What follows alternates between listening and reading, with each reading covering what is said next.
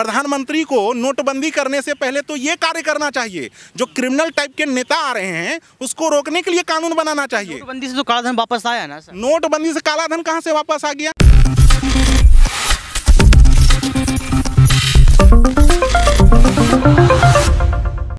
Next 9 news में आपका बहुत बहुत स्वागत है। मैं हूं आपके साथ अबरारुल हक रहमानी। इंडिया गठबंधन की उस तीसरी बैठक के बाद जिस तरीके से सफलता मिली, उस सफलता को भारतीय जनता पार्टी या एनडीए जो है वो हजम नहीं कर पा रहा है। और दरअसल उसके बाद ही कई नए खेल आपने सुने, जो भारत इंडिया नाम को लेकर के विवाद छिड़ा G20 के बीच, वो भी आपने समझा। लेकिन सवाल ये है, क्या इंडिया गठबंधन ने वाकई इतनी ज़्यादा जो स्थिति अपनी बना ली है, और क्या इस डर से ही जो इस वक्त आप देख रहे हैं कि एनडीए गठबंधन जो है इस पूरे नाम को लेकर के ही सियासत शुरू कर दिया है। भारत इंडिया नाम पर जो है इस वक्त राजनीति जम करके हो रही है। और साथ ही आपको बताऊं कि दरअसल इस पूरे मामले को लेकर के इतना ज़्यादा आप कह सकते हैं कि मामला जो है बढ़ता चला गया है। दरअसल इस वजह से ये माना जा रहा है कि आने वाले समय में कहीं ना कहीं ये मामला जो है 2024 के चुनाव तक भी पहुंच सकता है।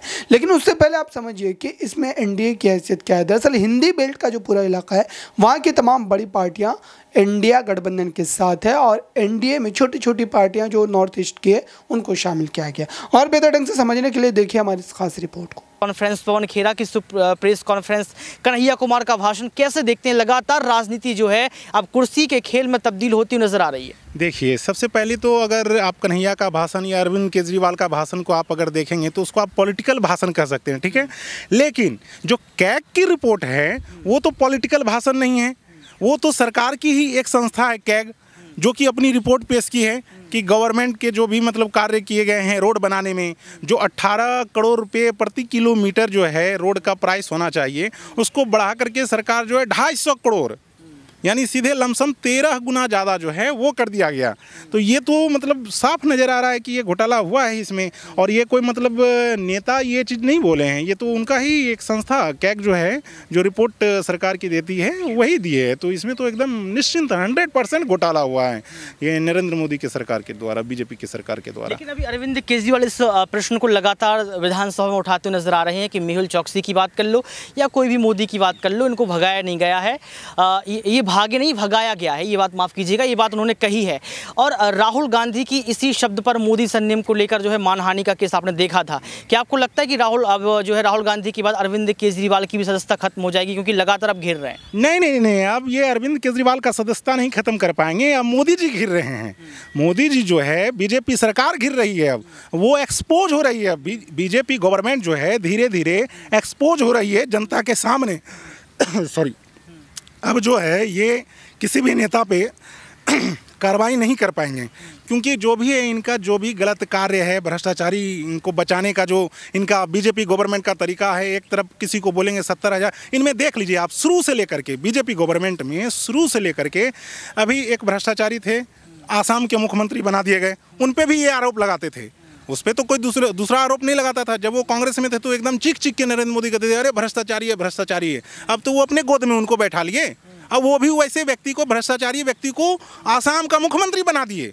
इसको आप क्या कहेंगे? इसको जनता क्या कहेगी? आखिर क्या मैसेज देना चाहते हैं प्रधानमंत्री? जितने भी भ्रष्टाचारी हैं आखिर भाग कैसे जाते हैं गवर्नमेंट के चंगुल से?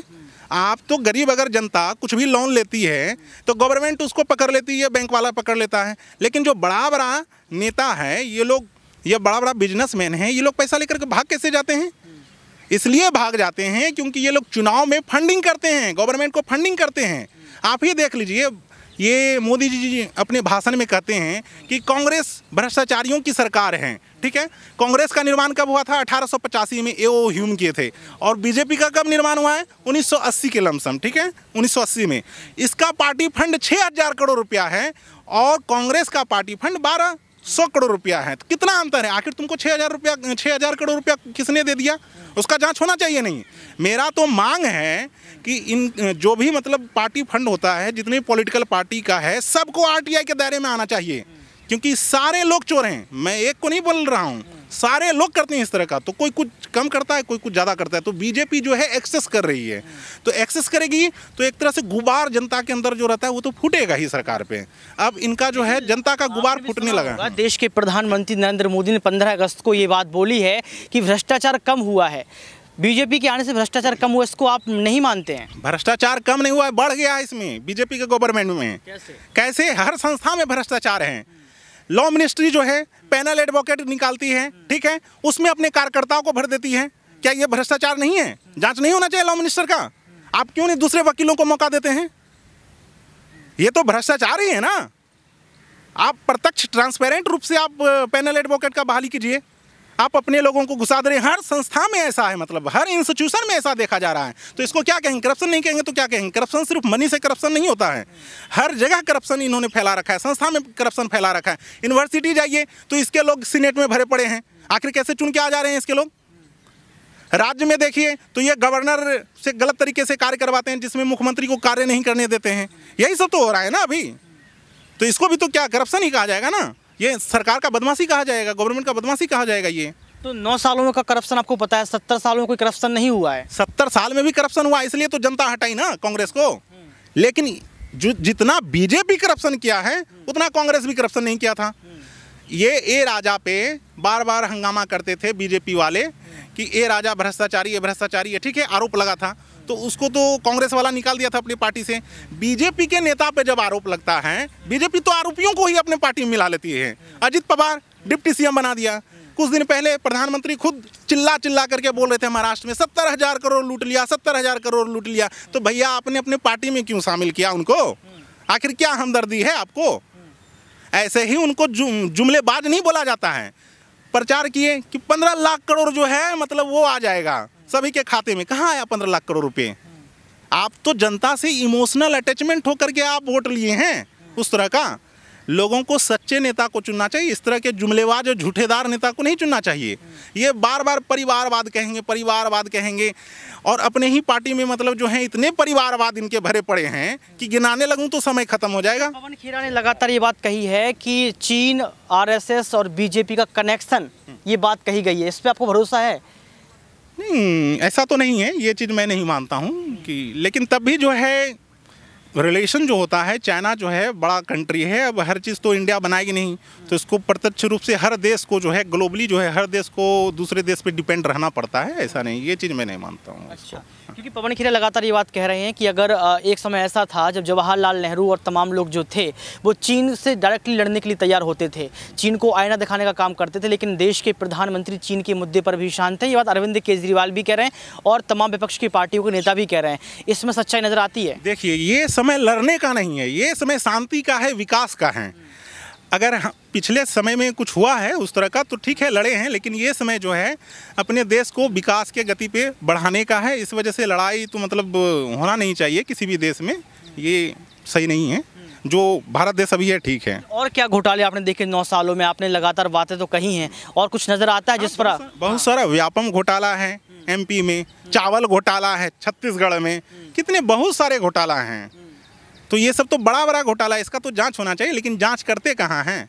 अभी इनके नेता देखिए, ये रेसलर वगैरह जो हैं, जो मैटर आया था तो हाँ ब्रिजभूषण जी का, तो इन पे ये कार्रवाई क्यों नहीं किए? जनता पे अगर एक भी केस रहती, छोटा भी केस रहता है तो पुलिस उठा के सीधे जेल में डाल देती है, लेकिन बड़े बड़े नेताओं पे केस रहता है तो ये नेता लोग क्या कहेंगे कि नहीं नहीं नहीं नहीं अभी तो जाँच चल रही है, मैं क्रिमिनल थोड़ी हूँ, मतलब जाँच चल रही तो आप क्रिमिनल नहीं होइएगा।